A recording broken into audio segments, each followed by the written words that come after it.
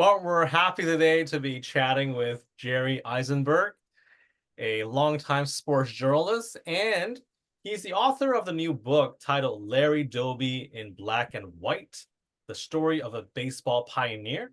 This book came out this year, published by Sports Publishing. Again, the title of this book is Larry Doby in Black and White, The Story of a Baseball Pioneer by Jerry Izenberg. And we're glad to have Jerry here with us today. So, Jerry, how are you doing?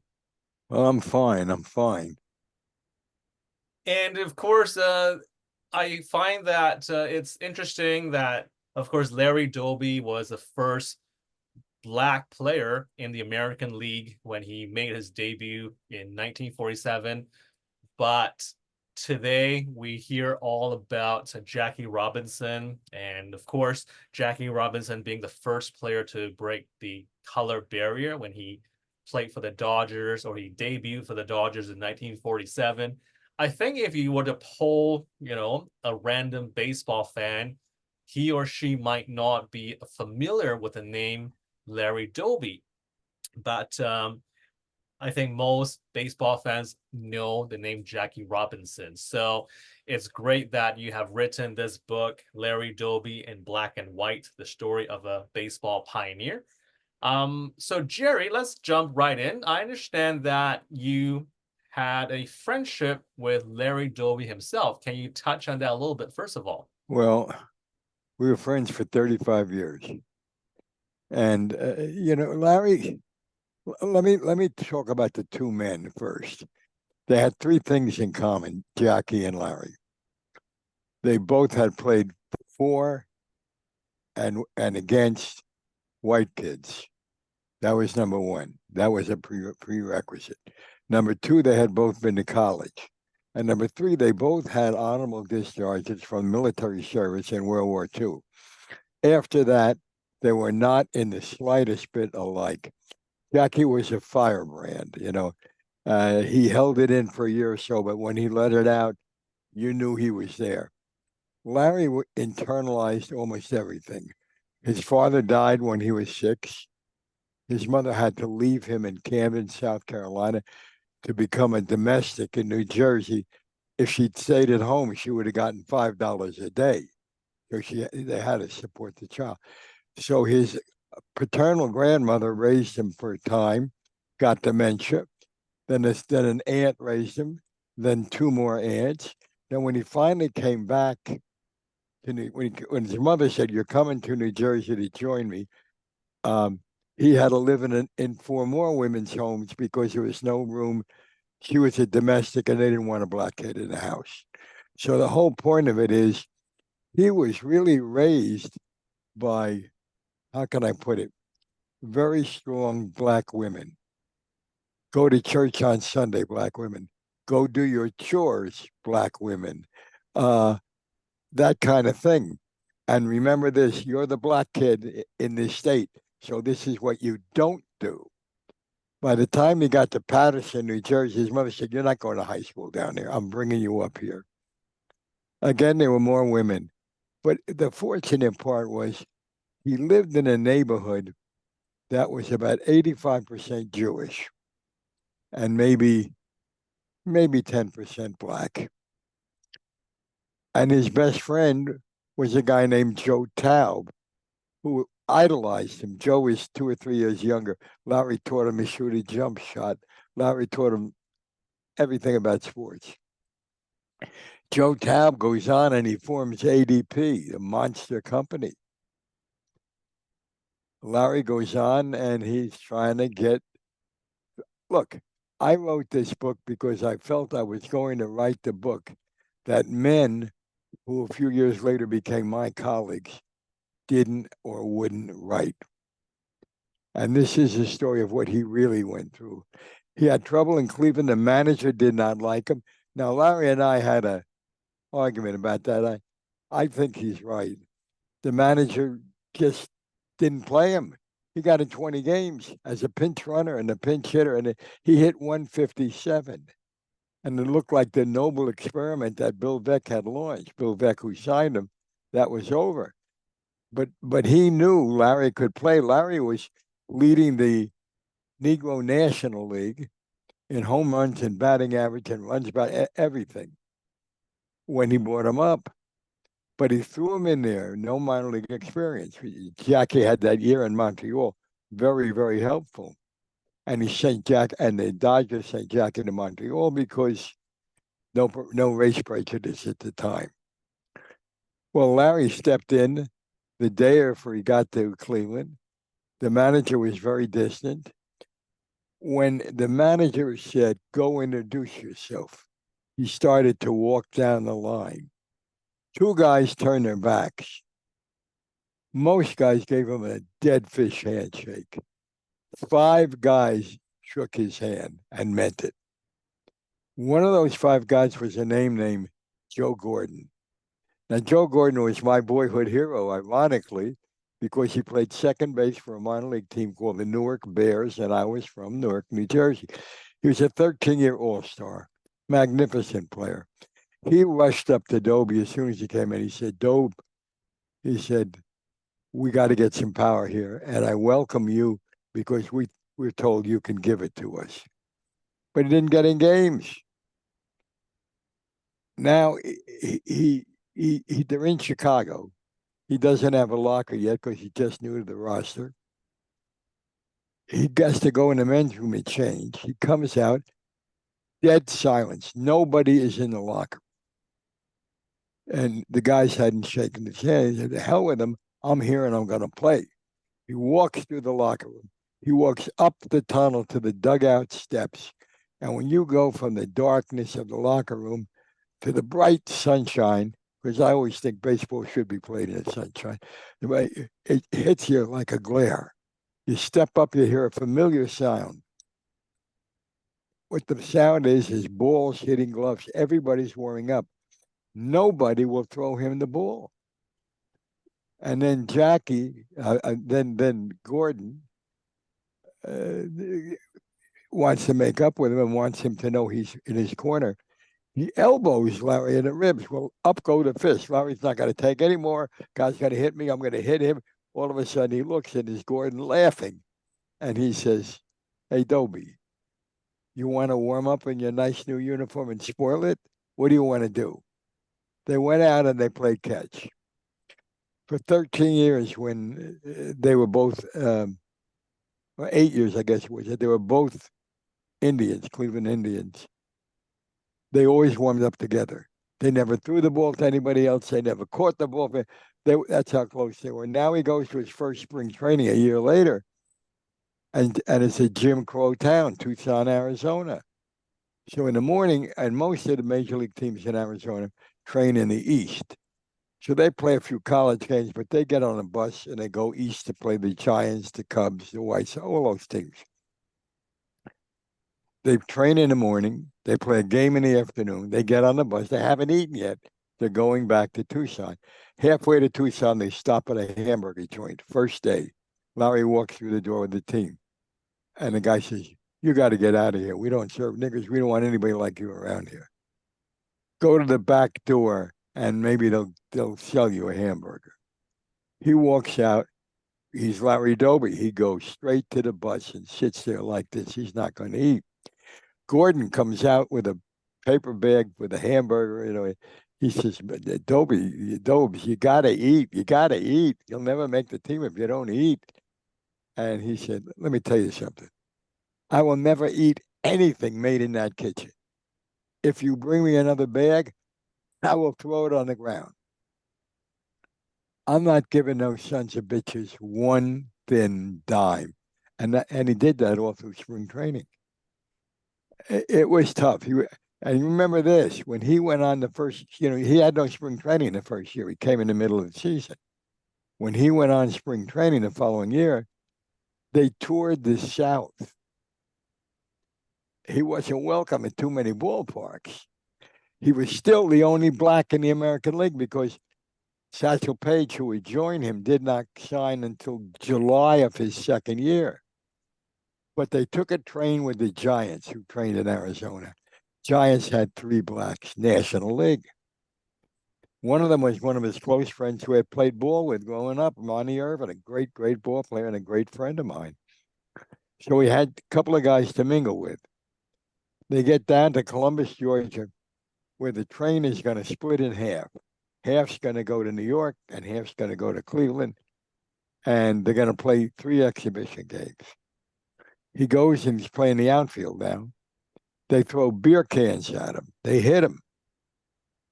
He walks out of center field. The manager says, "Where are you going?" He says, "I'm not going out there again." Goes in, takes a shower. When he comes out of the shower, this is why it's such an American story. A guy comes up to him, 3-piece suit, black guy, says, "Mr. Doby, can I talk to you?" He said, "If you're not going to throw anything at me, sure you can talk to me."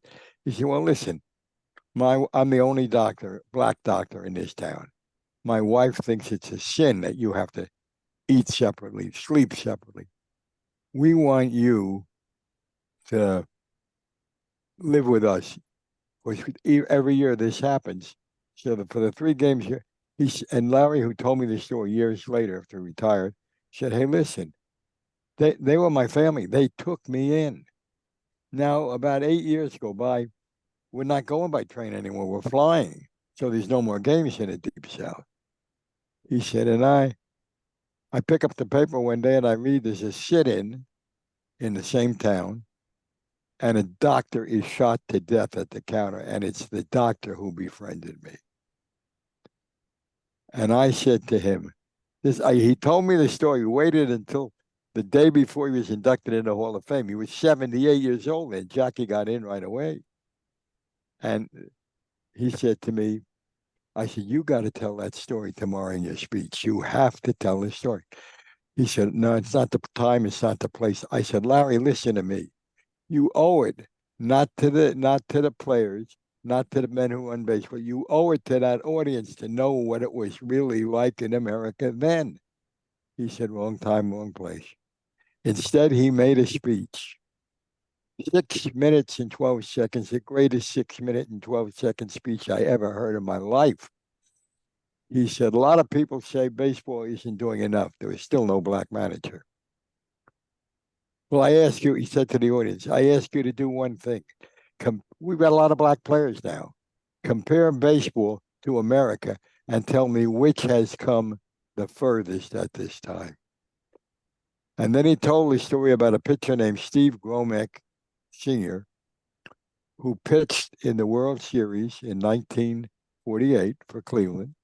Fourth guy in they wanted to get 5 good innings if they could. They did not expect. He pitches a beautiful 9 inning game.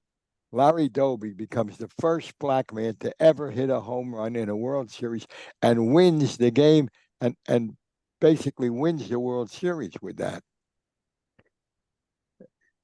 Romack motions him to come over in the locker room. It's pandemonium. They hug each other, really hug each other. It's a very famous picture.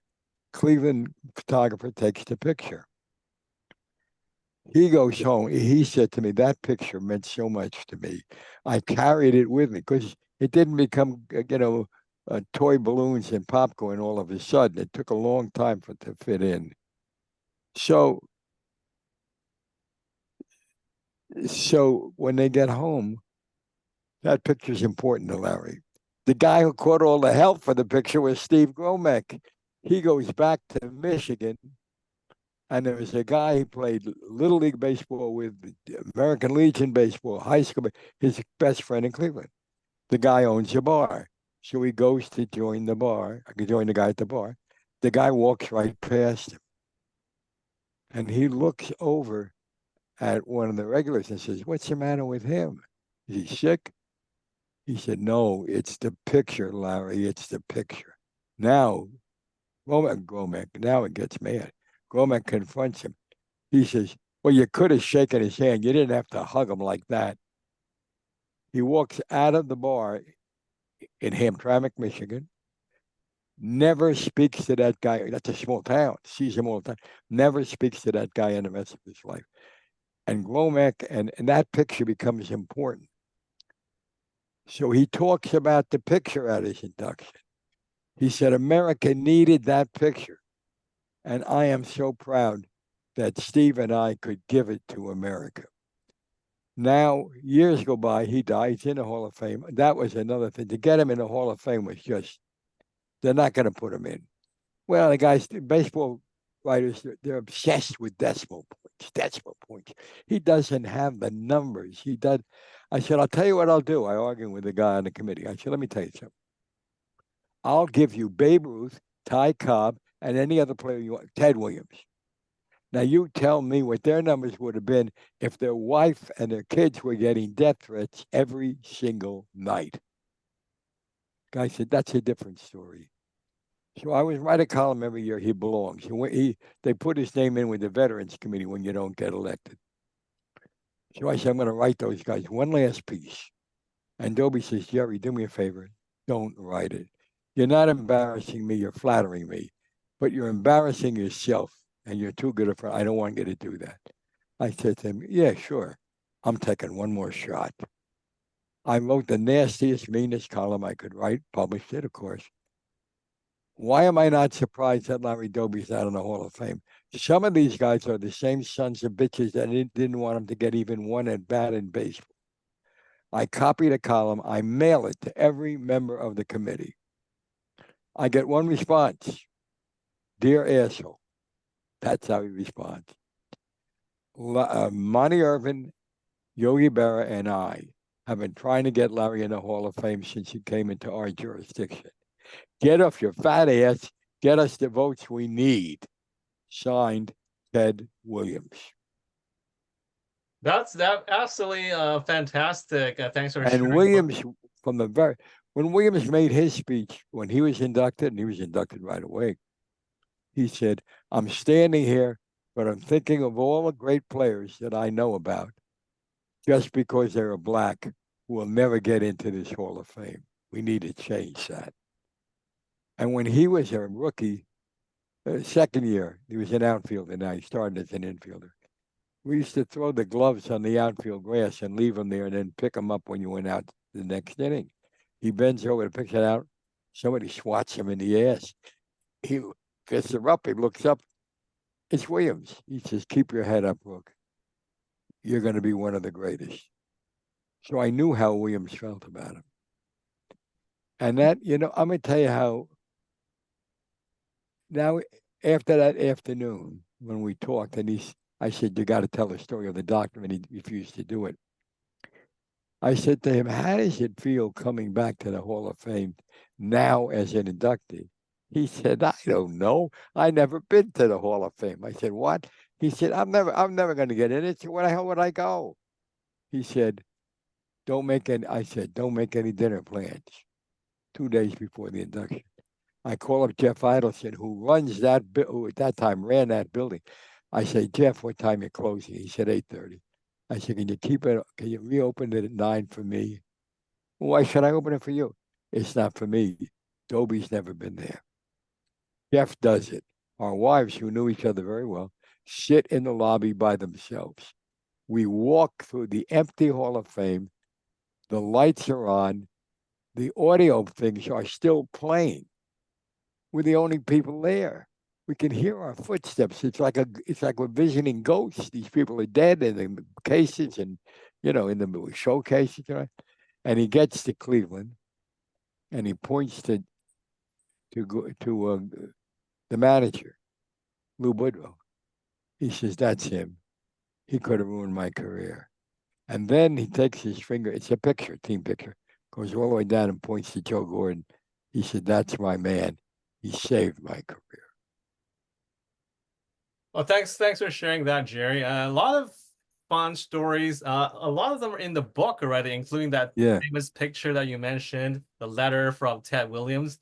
Now Stan Markotich has joined us as well, sitting patiently in the background. Stan, I'm sure that you might have a question or two to I ask can't see Jerry. him. Yes, that's right. So I Stan, can't see welcome. him. Any questions or anything you would like to ask Jerry at this Anything. point?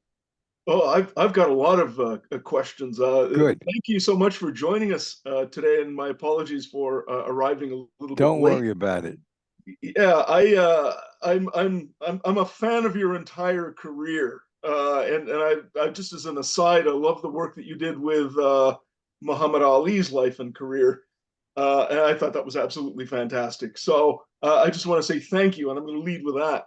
I loved your book. I've been reading a lot of sports books, and I've read this year 3 great books, and yours has this current book has a special place of honor on my shelf. And I wanted to ask you about. I took something away from the book that I thought you were trying to tell, and that was something very personal, and it was your relationship with the whole legacy that Larry Doby leaves behind. And you're actually very much a part of that legacy. And the last several chapters of the book, I think, begin to dwell on that element or that aspect.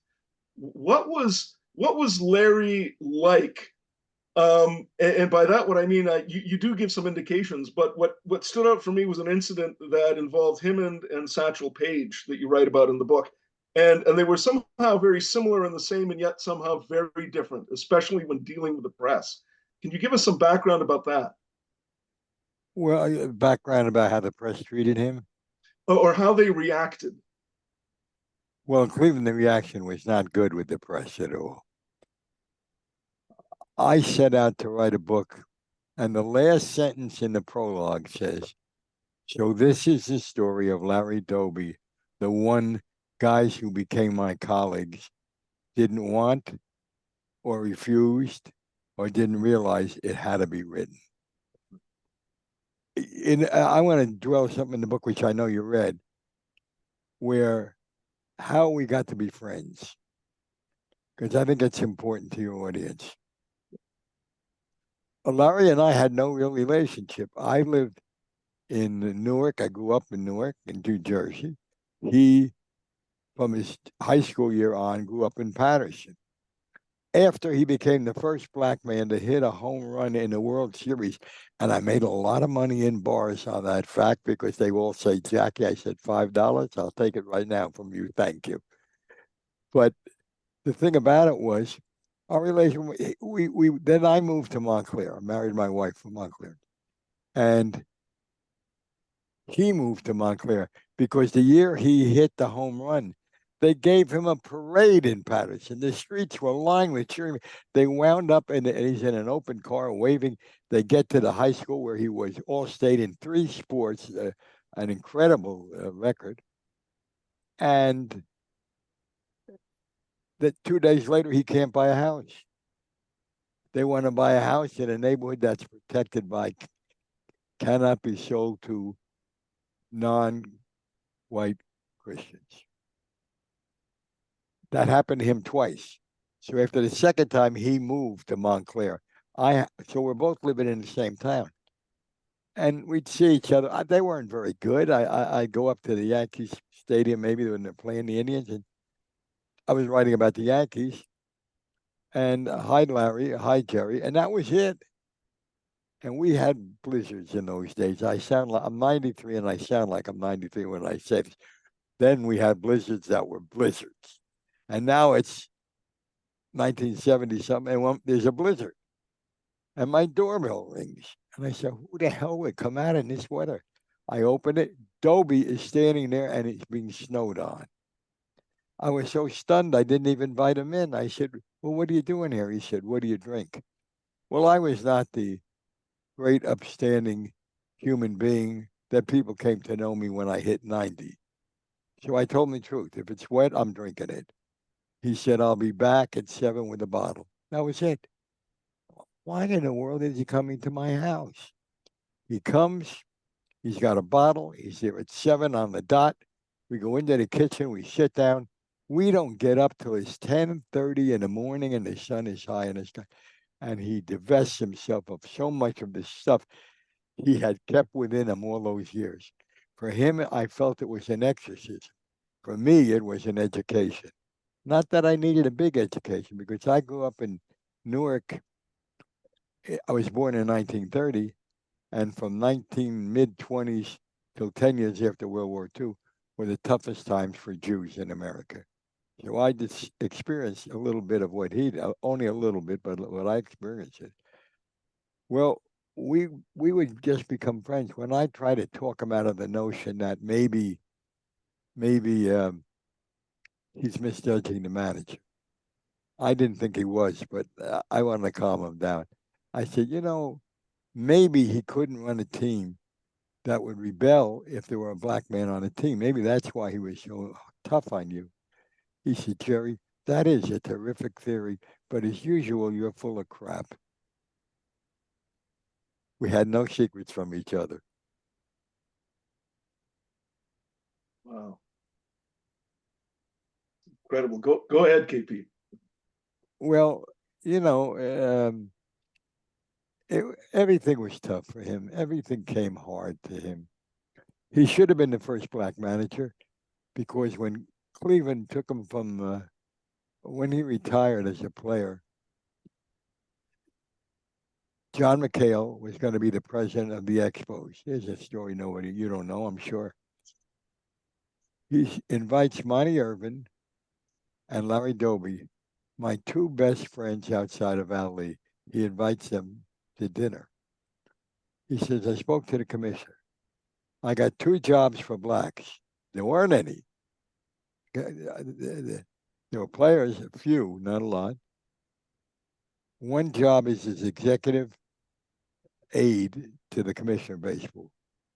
The other job is as a coach with the Expos, which I'm going to be the president of. Before Doby could accept the job with the commissioner, Larry said, I want to be the coach. Because you can't be a manager if you haven't been a coach. You can't be a successful manager if you haven't been a coach. He became a roving batting coach in a minor league chain for the Expos.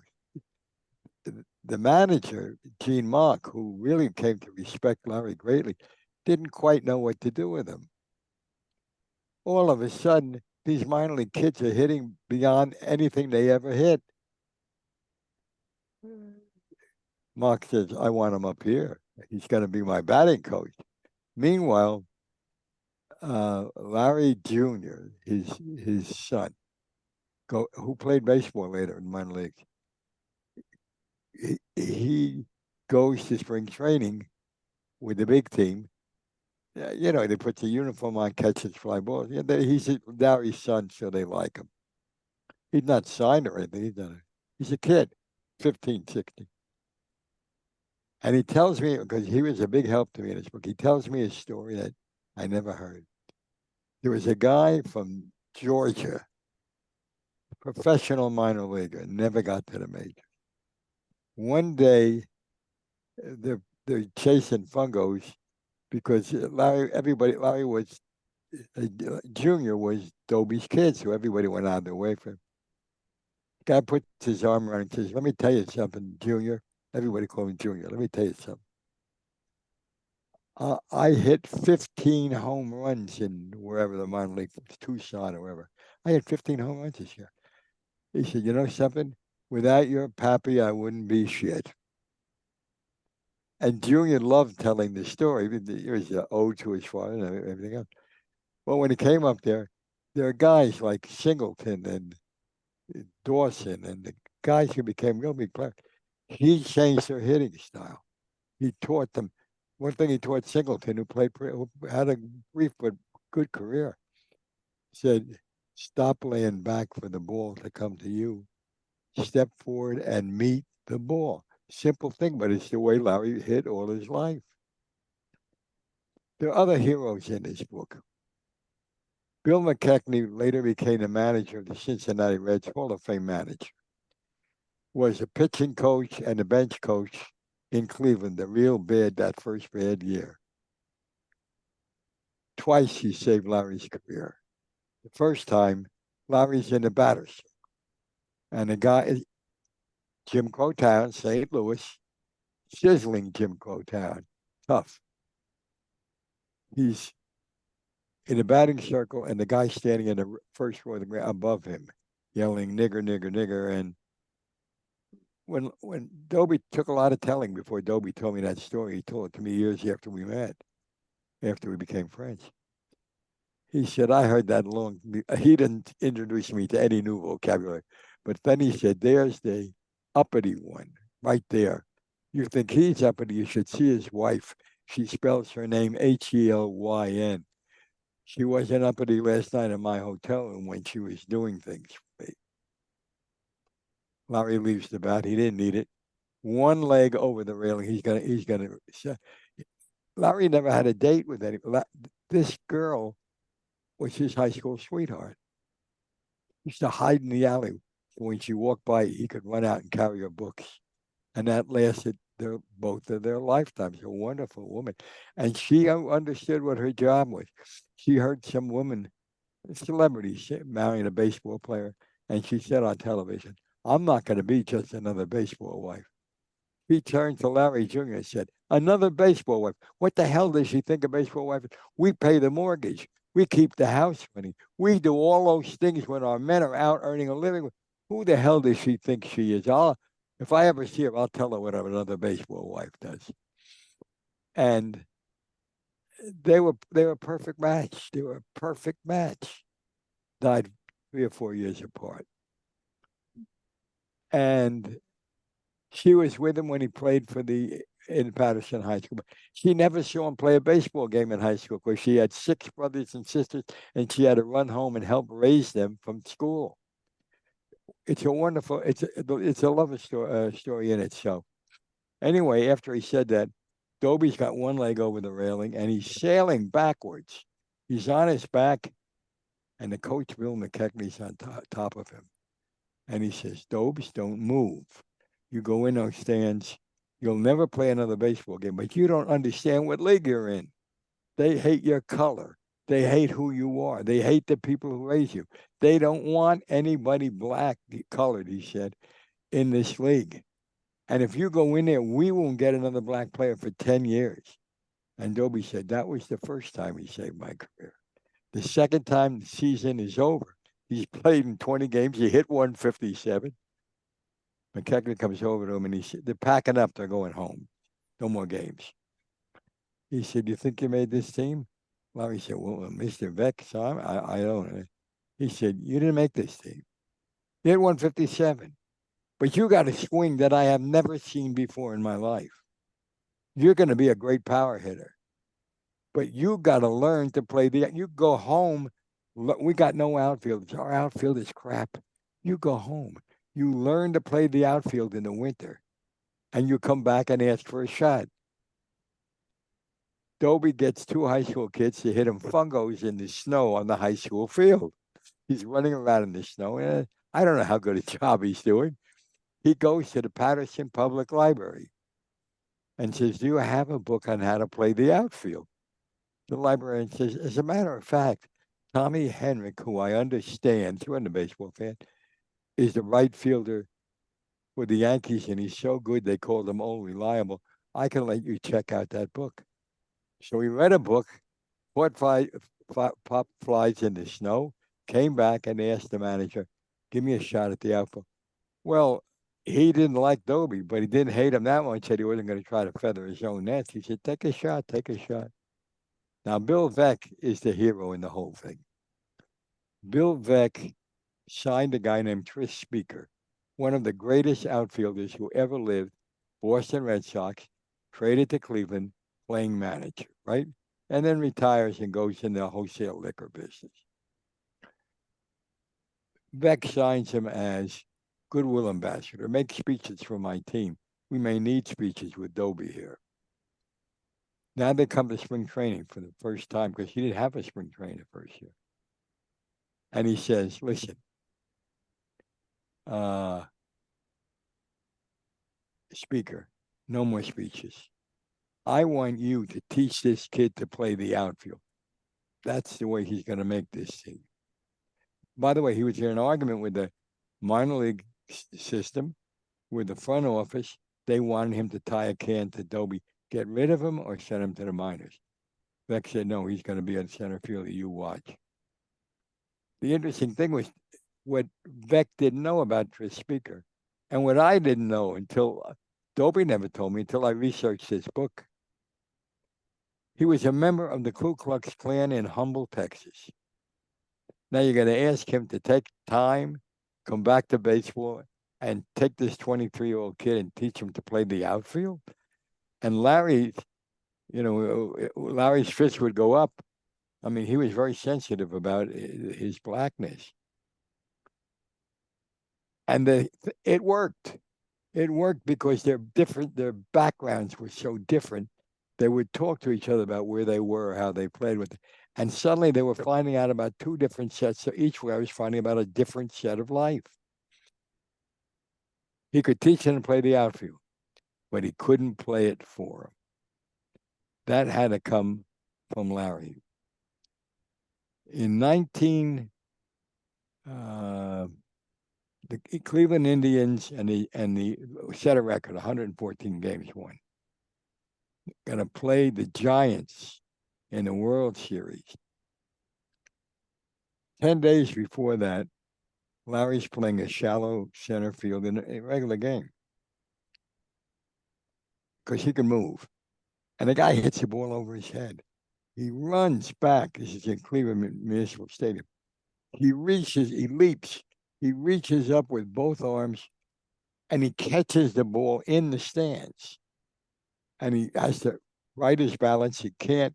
He comes through the awning over the Cleveland Indians bullpen, comes through it head first, hits the ground, jumps up, holding the ball. Dizzy Dean, a non-grammarian who butchered the English language, a great pitcher, he's doing the game of the week. He's the guy who said he slid into second base.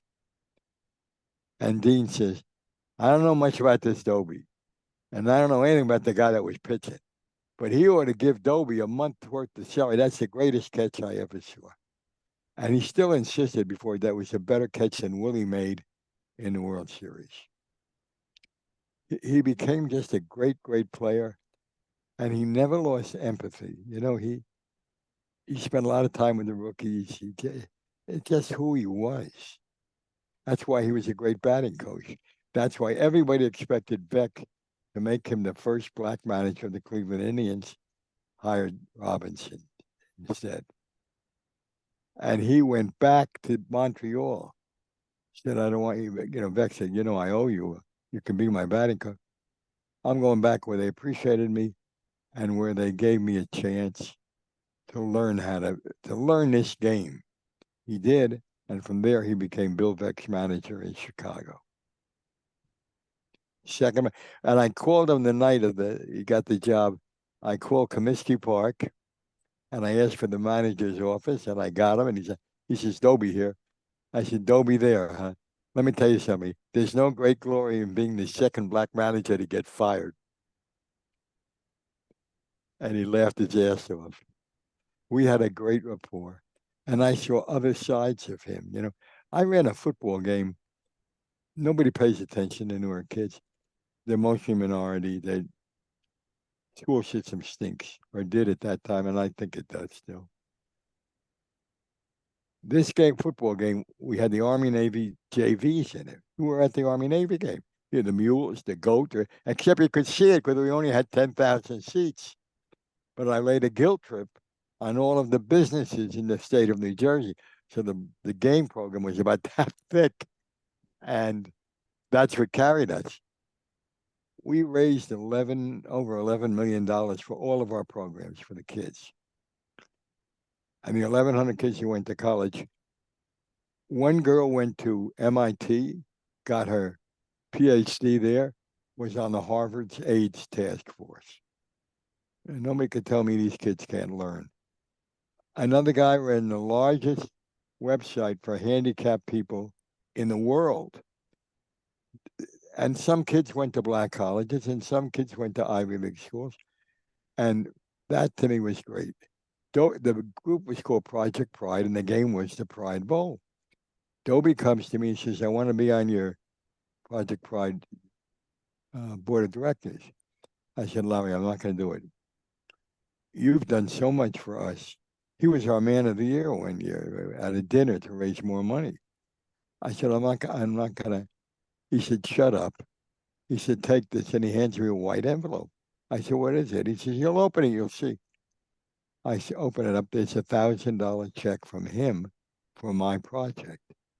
I said, Larry, I ain't taking this money. You've done so much for us. I mean, he said, oh, so the white guy's telling the black guy again how to spend his money. Is that what this is all about? I said, all right, I'll take it. I'll take it. And you should have heard the speech he made. The group he chose was our SAT program. He told those kids, I don't want to hear anything from you with the opportunity you're getting. I don't want to. You want to know how tough it is to be black? You don't know. I'll tell you what it was like for me. Then you go ahead and try to top it. And he called it home, told the mother to get that kid down. It's Saturday. He's doing class. He was a wonderful man, and I miss him. I really do.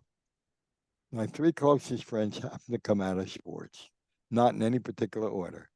Muhammad Ali, Larry Doby, and Monty Irvin, who forced me to write the Doby book. People don't know when Doby was a sophomore in high school. In the summer, he played for a black semi, and those are the days they passed the hat, and there was money in playing semi-pro ball. He played for a black semi-pro team in Patterson called the Patterson Smart Set. He was the second baseman. The shortstop was much older. He was Monty Irvin. Monty Irvin goes to the Newark Eagles and becomes a superstar. Larry is graduating high school, all state in 3 sports, and a decent runner in track. And Abe Manley, who owns the Black Newark Eagles of the Negro National League, he wants him. He's heard good things about him. Irvin, in fact, went up and saw him play a high school game and called up Abe and said, you got to go up and see this kid. He's unbelievable. And Abe said, I'm going. Don't yell at me. I already heard about him from a black umpire. Well, he wants him. Now, Abe would not do any business. Abe wanted to go through. He was a numbers guy. Everybody in that league was a numbers guy, you know. But they were like Robin Hoods of the ghetto because they would see a kid with promise, they might send him even to college. Okay, so now he says to his wife did all the negotiating. We're going to go up to that house. I want that kid. They get up there. He says, Miss Doby, your son has potential. He doesn't have to try to get a job. I want him. He's going to become a star with us. And then Effa Manley, the general manager, says, I can pay him $100 a month. And Etta, who was his mother, says, I don't want to talk about money. You got grown men playing a game. And after those games, they go out and they do what grown men do. I want some guarantees from you. Now she's interviewing them. It's like an overprivileged white mother is interviewing the camp director. Why should I send my kid to your camp? Turns around completely. She said, in the school year, he cannot go on the road. He was a senior, 17. When you have a night game, I don't want him going around, walking around. I want him coming to your house and he's living with Abe in your house. When he goes on the road in the summer, he rooms with Abe. That's a must. And then she says, and what about basketball? Abe says, we don't play basketball. She said, no, but he does. He's got a 4-year free ride to LIU. He'll lose everything if it's known he's played 1 year professional baseball.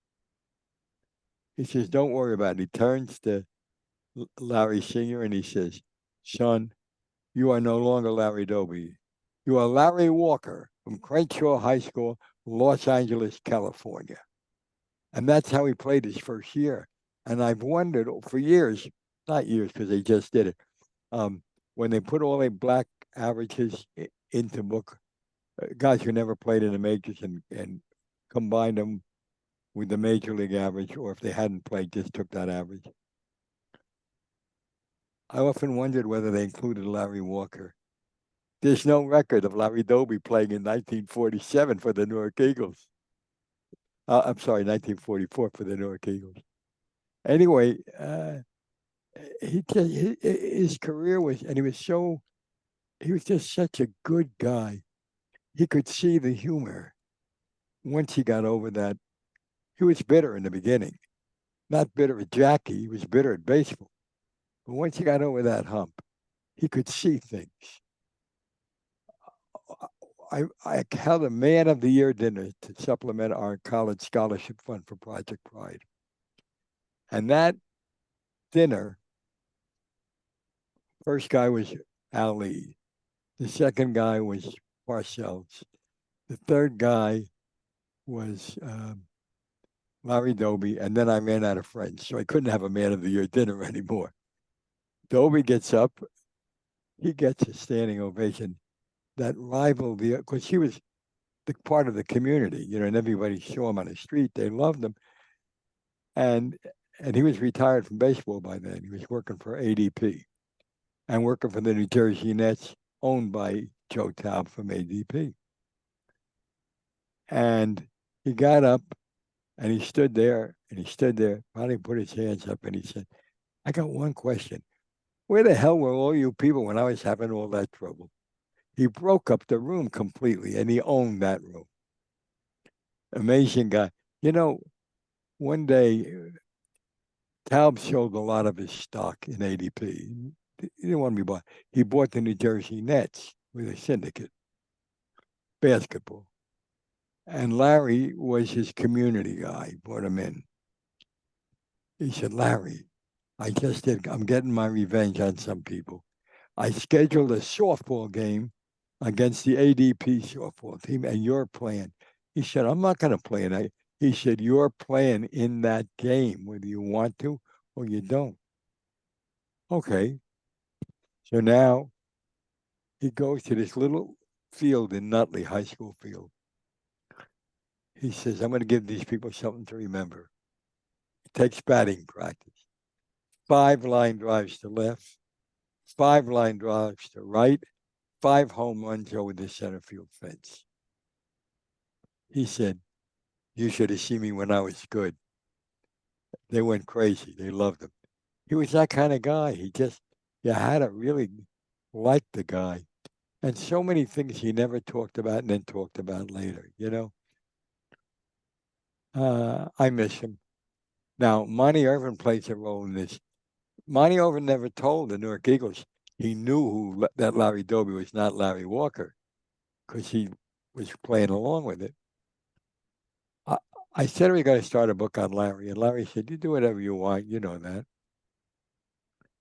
And I didn't. I never got around to it. Now, Irvin, who's now in his 80s, living in assisted living in Houston, Texas. I see him at an affair we have. He's in a wheelchair. He says to me, you can't die. I said, you're not making any sense. Are you? You got dementia? What's it? He said, you can't die. You're the last guy who saw us play in the black leagues. And every once in a while, you write a little piece about it. And then the black kids can't say, oh, they never gave you a league because Jerry Izenberg says they did.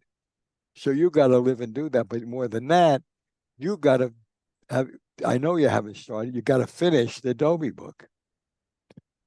And he left a note on his desk the last month of his life for his daughter. If I pass away, call Jerry in the morning. And I did the book. That's amazing. Sorry to interrupt for a moment, but that's fantastic. And a lot of things that you touched on, I'm guessing that Stan, you might have something to ask Jerry. Yeah, thank you, KP. Yeah, that was incredible. One part of the book that stood out for me, and it's a really brief portion of the book, and that was Larry's, I think, season in Japan. Did he talk a lot about the time that he spent in Japan? Oh, yeah. Don Newcomb wouldn't let him forget.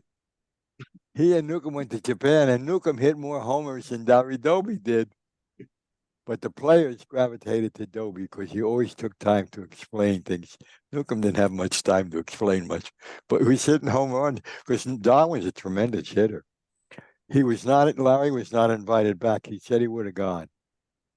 He felt he needed that year to get his legs under him and all that. Said he wasn't invited back and he didn't go. He did, he and Yogi, they both lived in Montclair. So they always conspired together. Their wives would give them lists. Now, you got to do this stuff because you're not working and you got to do it. Get it done. They'd put the list in their pockets. They'd go to the VFW. They would sit at the American Legion. They would sit there. They'd tear the lists up. They'd watch the baseball game. Then they go home and said, "Oh, I was busy." One day, the guy who owned the Newark Bears, they were a reincarnation in name only. They had a nice little ballpark. Doby would not go to the ballpark.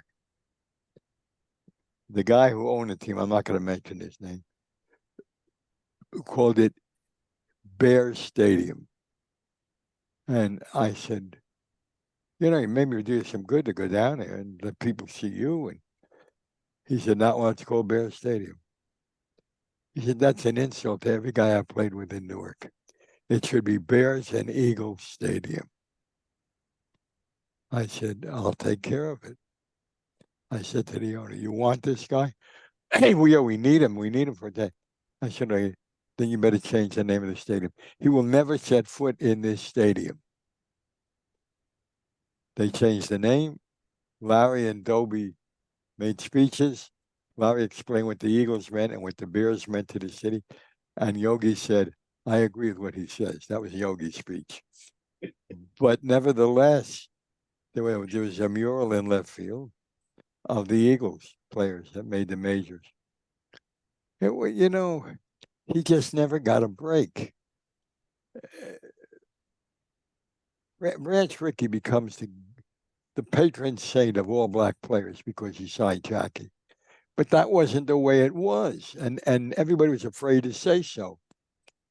The first three blacks he signed were Jackie Robinson, a pitcher, forget his name, but he was a better hitter than a pitcher, and Don Newcomb. And do you know how much he paid to get those players from those clubs? Nothing. He just took the players. Now, a lot of people don't know Monty Irvin was supposed to be the first black player, not Jackie Robinson. Monty had a tough war.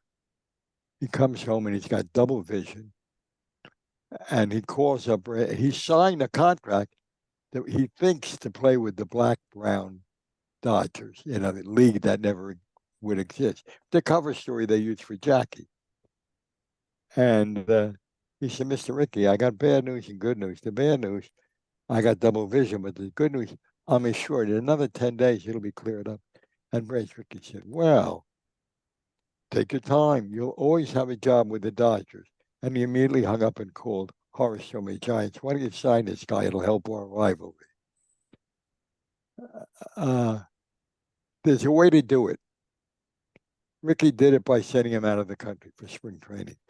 And having a spring training, sending him out of the country for his rookie year, his minor league year, and then going to Cuba for spring training. So Jack had a hard time, but not like Larry had. Different situation. Cleveland segregated town, segregated schools, segregated hospitals, an amusement park where black dare not set foot in. That was his rookie year compared to Jackie. Because people in Brooklyn would see Jackie on the street. They'd see Rachel pushing a baby carriage. They'd see Jackie in a drugstore. He was a resident of Brooklyn. But Doby was not a resident of Cleveland. Whole different ball game. And it just was amazing to me how those silly rules, they just didn't. But he won Cleveland over. I'm pissed off. I think there should be some recognition of Doby as the first black in the American League. Now, the Indians retired, the Guardians or whoever they are now, retired his uniform. Fine. Nobody in baseball can wear 42 except on Jackie Robinson Day. Everybody then wears it. No commissioner has seen fit to accord that same honor to a guy who had a tougher ride, a much tougher session. I would like to see them put a patch on the baseball uniforms. Let the Indians do that and let them try to get the league to do it, because God knows he deserves it. Absolutely. That is also stated in your book, Larry Doby in Black and White. So appreciate you adding that in the book and also mentioning here. That's for certain. Yeah, from what I've read, basically Larry Doby went through a lot worse than Jackie Robinson did. But again, like I said at the start of the conversation, it seems like if you ask random baseball fans if they'd heard of Larry Doby, chances are a lot of fans have not. Whereas they all know about Jackie Robinson with Jackie Robinson Day every April 15th, which is a way to honor Jackie Robinson. But again, Larry Doby deserves special recognition as well. I'd like to add one more thing if I could. Yes. There was a feeling that he was jealous of Jackie, and it never happened. The first year they were both in baseball, they spoke on the phone every night. I'd like to have a nickel for every dollar in that phone bill. How are we going to get through this? That's what they did. They were very close. But Larry explained it to me in a way that defies rebuttal. He said, I respect and honor Jackie Robinson. He was the first. He was the first to take the crap. He got the credit for it. He deserved it. But you know something, Jerry, he said? Nobody ever said to me, we're going to be nice to the next colored guy that comes along. All right, Stan, and any thoughts? Yeah, that's Well, just he was right. Sorry? No, go ahead. Oh no, I was just saying. Did you say Jackie was right or Larry was right? I just missed the last comment. I said that Larry was right when he said no one's going to be nice to the second black guy that comes along. Right, right.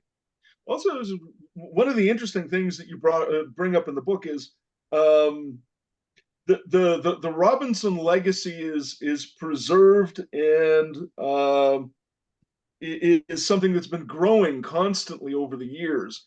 After the World Series success, 1948, it's interesting, and this is something that you really deal with in the book really effectively. That's when the book really hooked me. Was just how seemingly quickly Larry seemed to be evolving in a different direction. How the memory of his accomplishments began to be sort of overlooked, and how much more difficult it became. Some guys overlooked it deliberately. Yeah. When he was traded to Chicago from Cleveland, the sports editor and a sports columnist from the opposition paper wrote scathing things about how he always blamed everything on race. He always blamed. I wonder how many black guys the two of them knew. There wasn't any. They were covering baseball. There weren't any blacks in the league. Right. But they really ripped him apart. Said he had a chip on his shoulder. He didn't. Well, I'd have a chip on my shoulder, and so would you.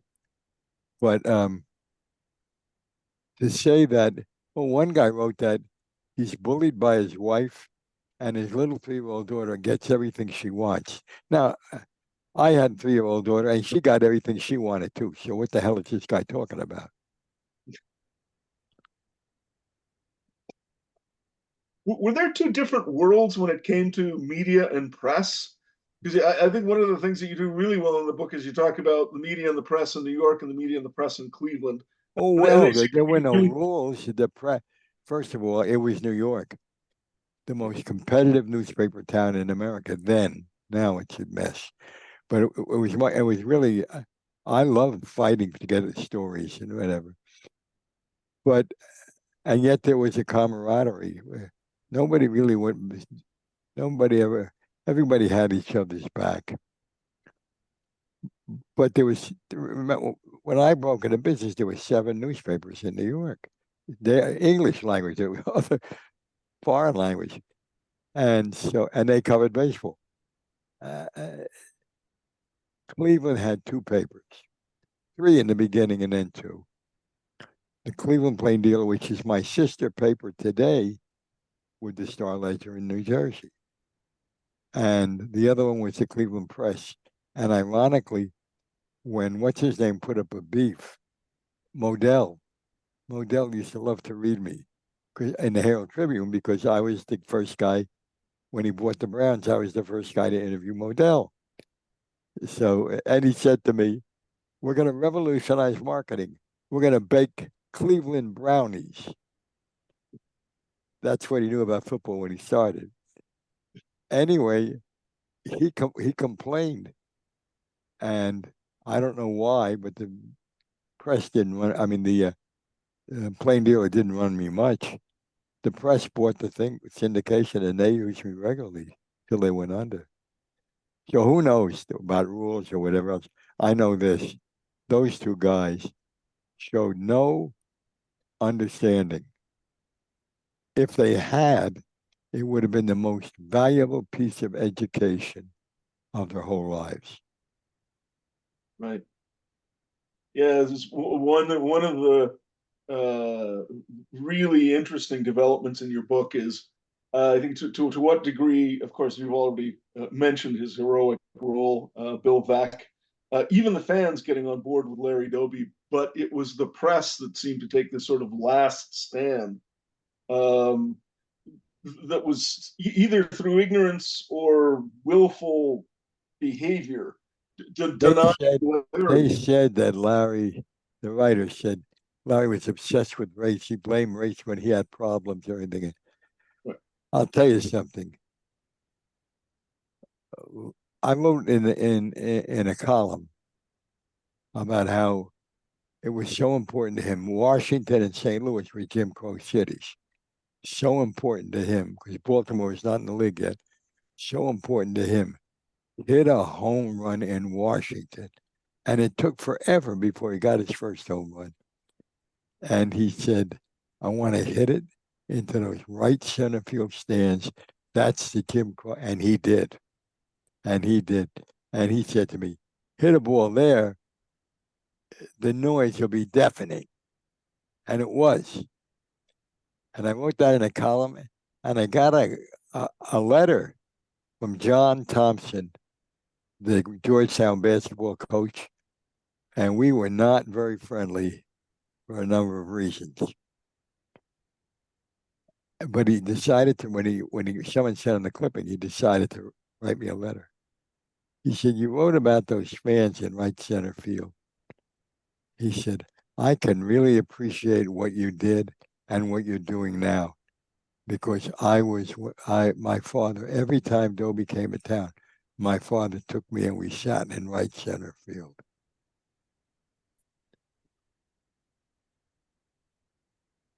Wow. You can't do better than that. Yeah.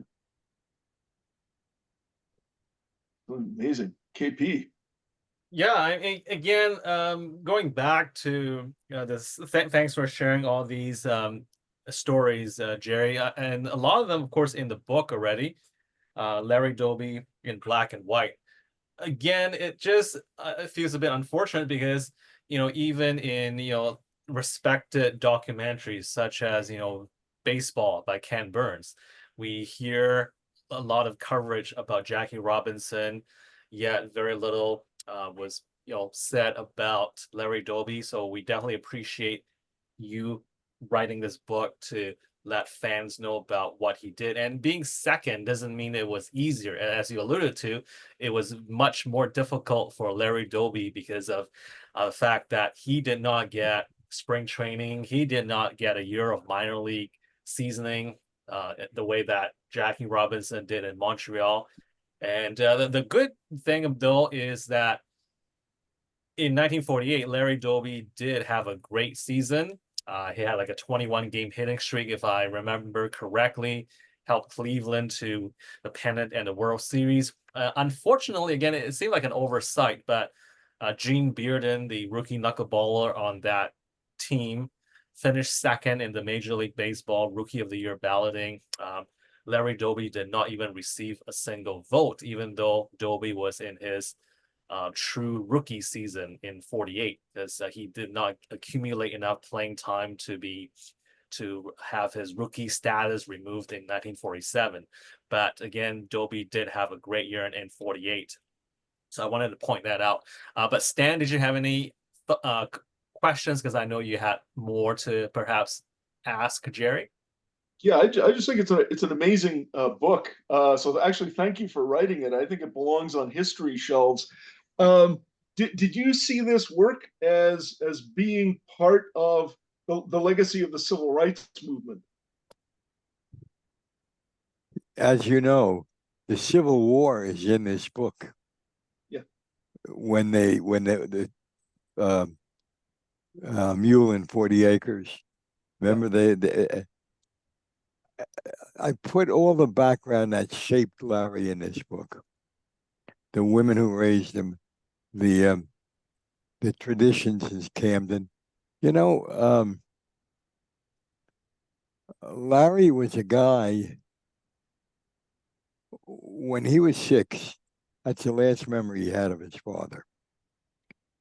But there was an interesting, I wonder how Larry Doby would have turned out.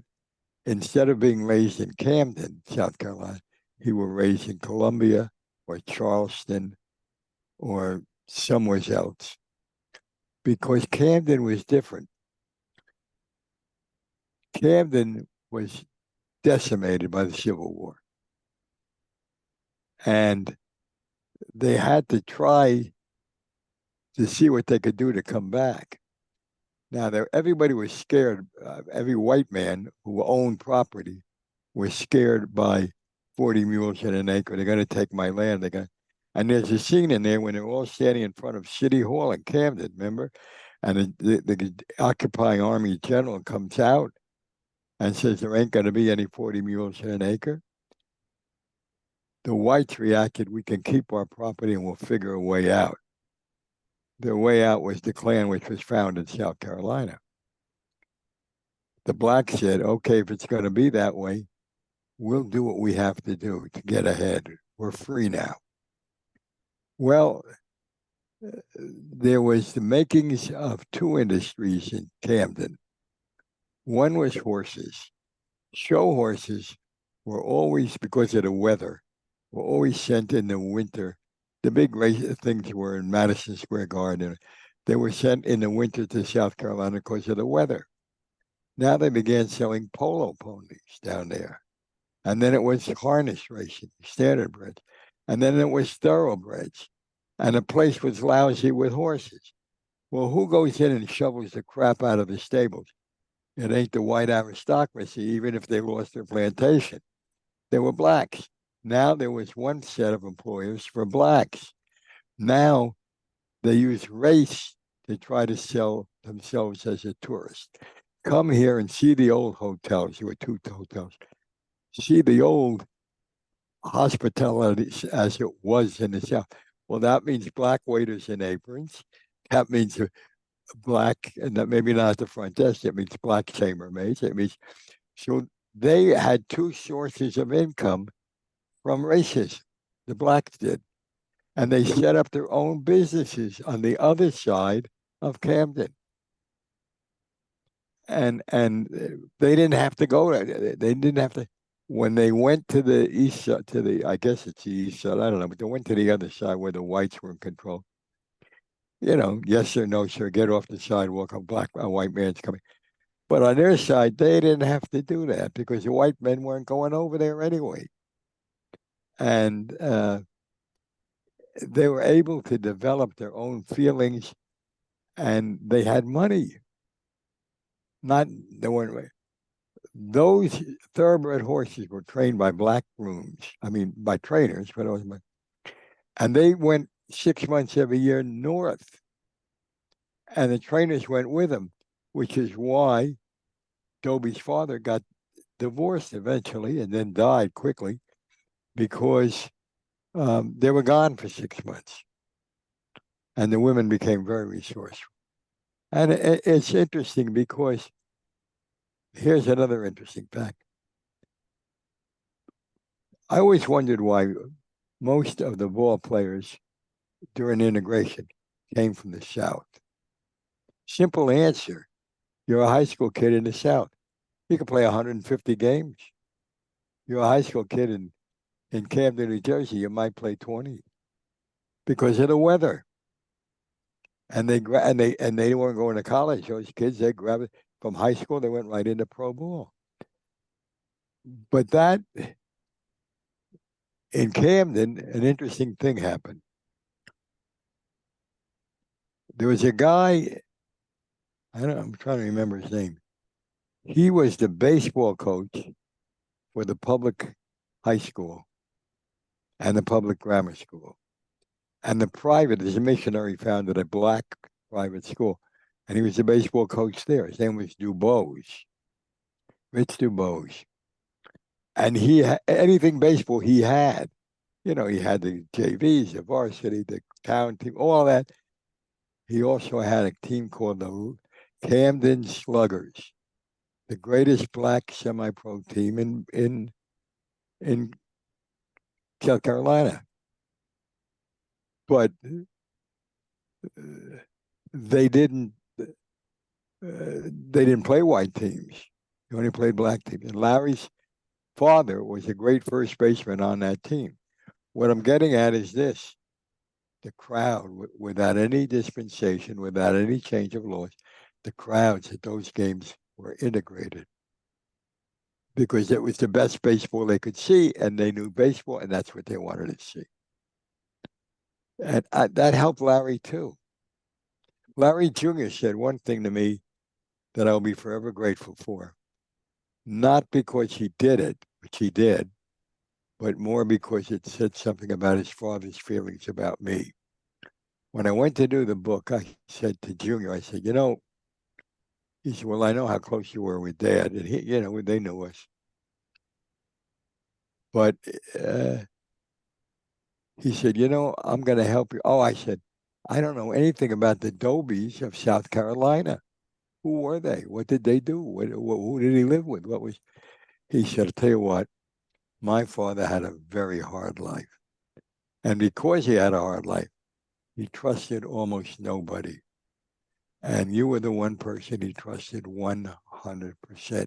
So whatever you need, I'll get it for you. It made me feel good about Larry because Larry was not a guy who gushed about people. He everybody liked him and he liked everybody, but he's just a guy. You knew there were some things he thought that he was not going to express. There might have been plus things, there might have been minus, I don't know. But that was Larry.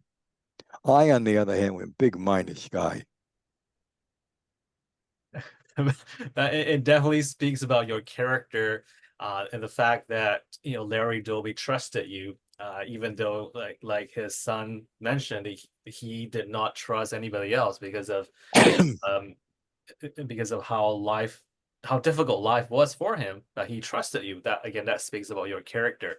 I'd like to get Stan to jump in if you like Stan. Again, I know that you might have some other questions that you want to ask about the book, Larry Doby in Black and White. So Stan? Yeah, actually, just a couple quick. When you started working on the book, you said you had done research. How much of that was just simply going back and thinking about the relationship that you had with Larry? Because as I noticed after I think I got past the third chapter, that's when I started noticing how very personal the book was becoming. I'm And I sorry? don't mean personal about Larry. I mean, it was personal about you. The question I'm interested in is you mentioned earlier that you did some research in preparation for writing the book, and how much of that research was going back and just revisiting the memories that you had of Larry as opposed to going to archives, going to libraries? Well, the end of the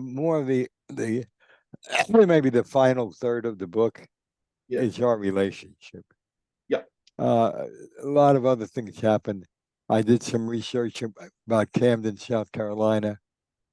who the people were, what it was all about. Right. I spoke to his. He had one child died. He had three girls and a boy. The girl was the oldest, Christina. And I called her up and she said, I'd like to help you, Mr. Izenberg. Junior says I should help you, but I don't know anything. They never talked about. I said, you know what? You don't know what you do know. Let's talk a little while. Tell me about how your mother ran the household when he was away and everything. She was perfect. She really gave me good stuff. She said, I said, who had to go to school when there was discipline problems, when it was a play you were in, when it was, she said, oh, she'd had to do that. And she didn't have to go to school for discipline except for Larry Jr. because he was crazy when he was in high school. Well, she pulled him out of Montclair High School and put him in the Catholic high school. And his sisters went there too. She said, the nuns will straighten them out. And they did. Oh, I'll tell you a wow. story about, if he's got time, I'll tell you a story about the relationship between the Gromex and Larry Doby Jr. They love Larry Singer, and you know what happened about it. They got some static about the hugging and all that. So now Congress is going to give Larry Doby, belatedly, he's dead, the Congressional Gold Citizens Medal, highest honor a citizen can get. Jackie got that almost immediately. Now, Doby is more than 83 because he's dead. Junior, this guy, wonderful guy, he's a congressman in Larry's district, in the district that Junior lives in now. He was behind it, and he got another guy from Ohio, because that's where he broke in, to sponsor it. He gonna get this medal. Now they show Junior the medal.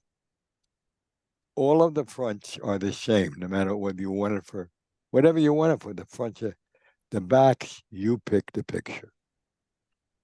So Junior calls Steve Gromek Jr.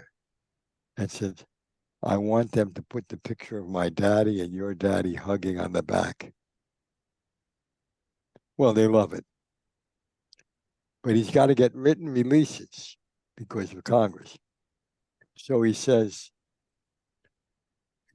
Junior is the head roadie for Billy Joel. He builds the sets. He said, Billy Joel is going to play, let me get it right, Detroit. They'd moved out of Hamtramck. Billy's going to play Detroit.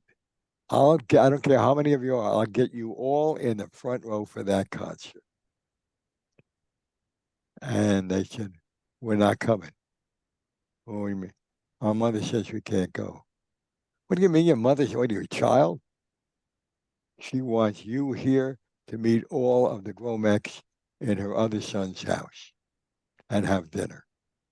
And that's what they did. He got out there, a perfect stranger. In 15 minutes, everybody knew everybody. In half an hour, they were reenacting the picture with the pose with the son and with Junior. And the first thing happened, the mother was 92 years old. And she said this is a Gromek's mother. And she insisted on greeting Larry and said how much he hugged him and kissed him, how much your father meant to this family. And she came to the unveiling of the medal. It's a great story.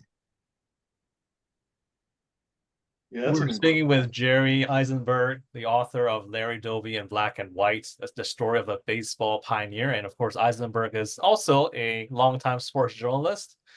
We have time for one more question. I believe, Stan, you'd like to jump in. Yeah, actually, I do have just one last question, and that's the getting to the legacy.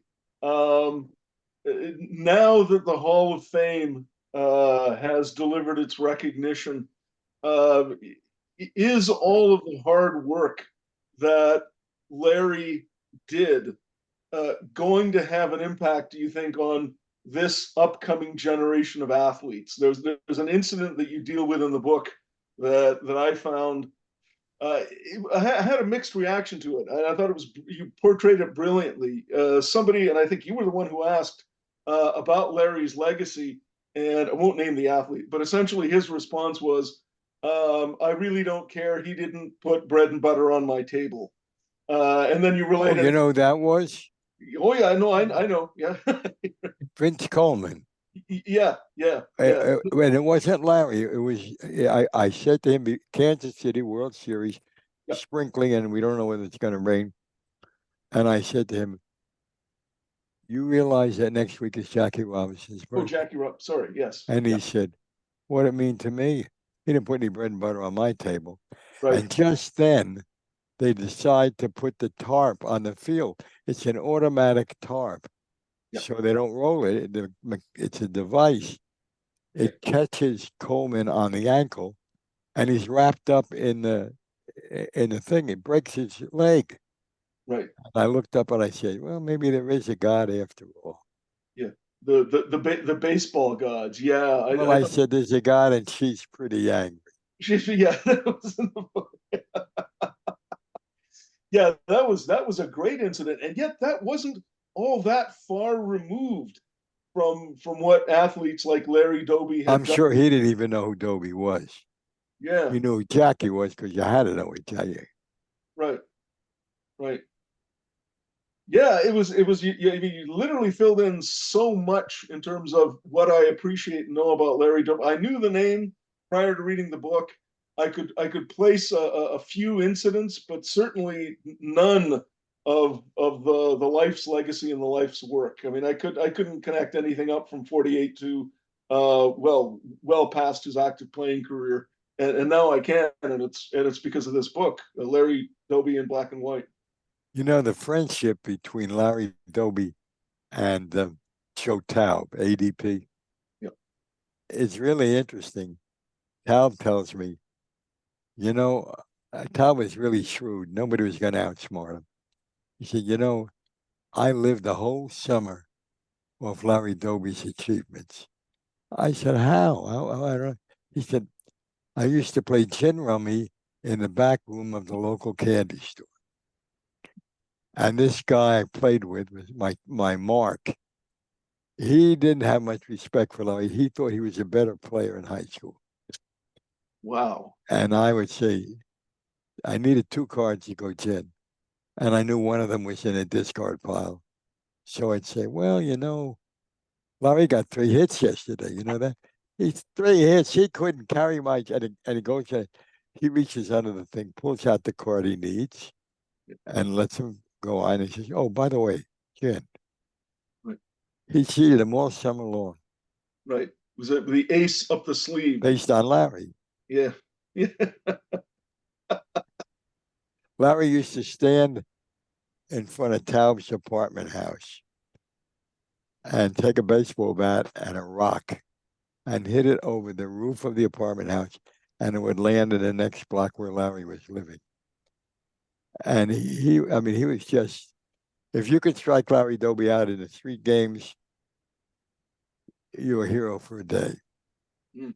Hardly anybody could. He just, and I talked to the two of them, and I got a very interesting reaction. I asked the two of them to take a trip for me down that original neighborhood where they first became friends. And we walked, and it was drizzling rain. The neighborhood was now all Latino, and nobody was out. They would put, oh, that's the school we went to, and that's here. And it was really great until one lady was yelling at her kid, get your ass the hell in the car.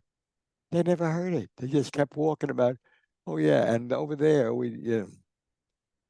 and Dobie said, I mean, no, first Joe said, it's good to go back to where you came from, and I come here once a year. Mm. And Larry said, we had no racial problems. We had to sit upstairs in a movie because that was downtown. But in our block, we didn't have any time for it. And Larry said, you know what counted? What made you friends and enemies? Which neighborhood baseball team you played for. That Right. world is long gone, Right. Wow. and I miss it. Mm. Well, Yeah. thanks again. Just Stan, did you want to say anything else? No, it's just incredible. I was just wrapped up in taking in what we're experiencing at the moment, and I think this has been a valuable, beyond valuable record. I'm really glad that I was able to be part of this interview. Can I get a copy of this somehow? Absolutely, absolutely. We'll have it posted, and we'll send you a link for this. But yeah, Please, please. absolutely. When are you going to post it, you think? Um, within a week, I would say that. Yeah, the book needs another push. The first day, they sold out the first day and had to send for more books. Oh, wow. And we did very, very well. And now if you're in double figures or single figures, you're making money. Triple figures a little bit. We just slipped into triple figures. I want to bring it back to double figures. Post it when you can. Right. Absolutely. So Yeah. we've been privileged in speaking with Jerry Izenberg, longtime sports journalist, the author of the new book Larry Doby in Black and White: The Story of a Baseball Pioneer, and of course, Stan Markotich is here with us as well as a co-host. So glad that both of you were able to make it, and thank you so much, Jerry, for the fantastic stories. A lot of them covered in your book as well. I know that Stan and I usually don't want to spoil anything. That's why Stan didn't want to mention Vince Coleman's name. But you can get all these stories in this fantastic book. It was released by Sports Publishing. You can get it everywhere, and go get the book. And we'll talk again soon. Geez, I hope so, KP. If I can sort of thank you, KP, for this honor and this privilege, and Mr. Izenberg. This has been a privilege for me. I have there's a story about Muhammad Ali. I actually saw him fight Chavallo when I was a mere toddler so long ago. So I've got so many questions that I know that we can't deal with here because I think there's just no way that we should be taking the focus off Larry Doby and his life. Thank you for writing the book, and thank you, KP. Well, you're a great audience, and thank you. Thank you.